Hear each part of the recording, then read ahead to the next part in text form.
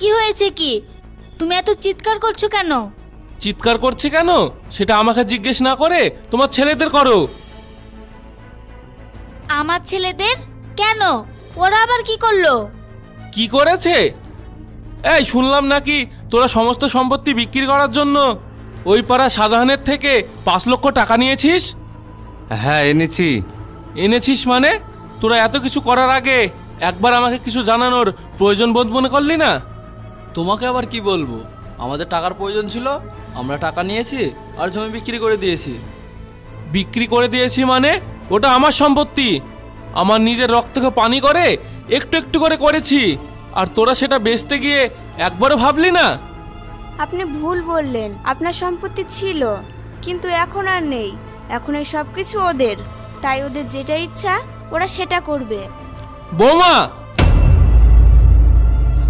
এ কি? তোমার কি হলো? এরপর আমাদের দুজনকে ওই বাড়ি থেকে বার করে দেয়, আর আমরা এইভাবে রাস্তায় রাস্তায় ভিক্ষা করে খেয়ে বেড়াই।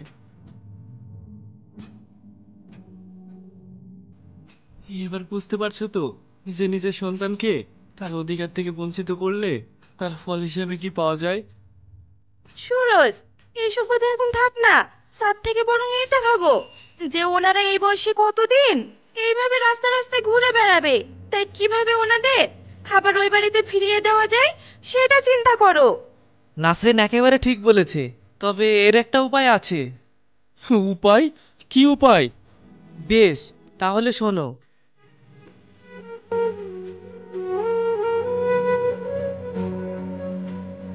প্লিজ তাহলে আর দেরি না করে আমি কালকে ওই বাড়িতে আমার অধিকার নিয়ে যাব। হ্যাঁ খোকা, তুই একদম ঠিক বলেছিস। তুমি চিন্তা করো না মা, আমি ঠিক আমার অধিকার বুঝিয়ে আবার তোমাদের ওই সাজানো সবকিছু আমি তোমাদের ফিরিয়ে দেব। বাবা সুরজ, তুই আমাকে ক্ষমা করে দে বাবা। না আব্বা, তুমি এভাবে বলো না। তুমি আমার জন্মদাতা পিতা হয়ে যদি আমার কাছে ক্ষমা চাও তাহলে আল্লাহ আমাকে ক্ষমা করবে না।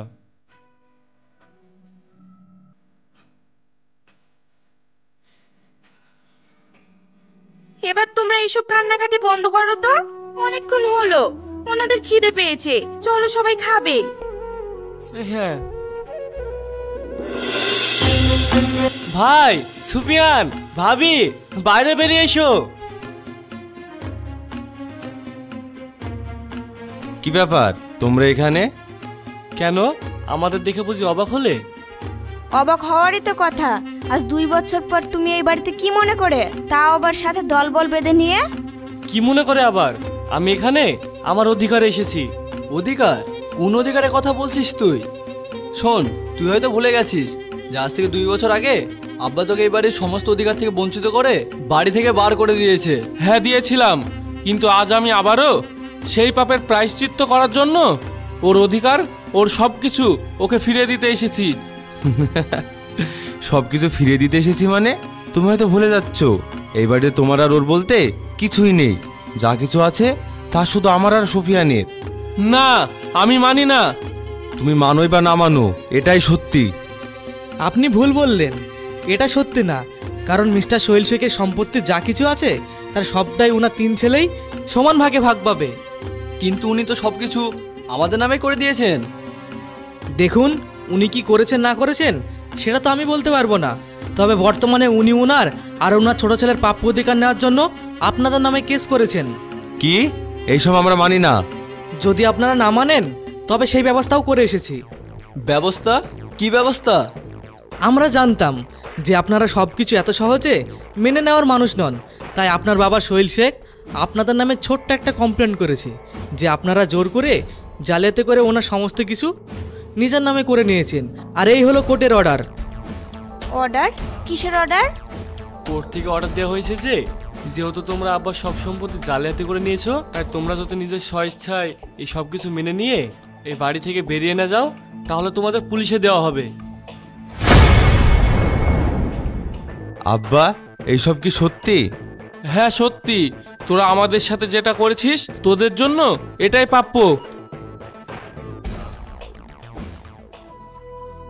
হ্যাঁ আব্বা, তুমি আমাদের ক্ষমা করো, আমাদের ভুল হয়ে গেছে। এরকম ভুল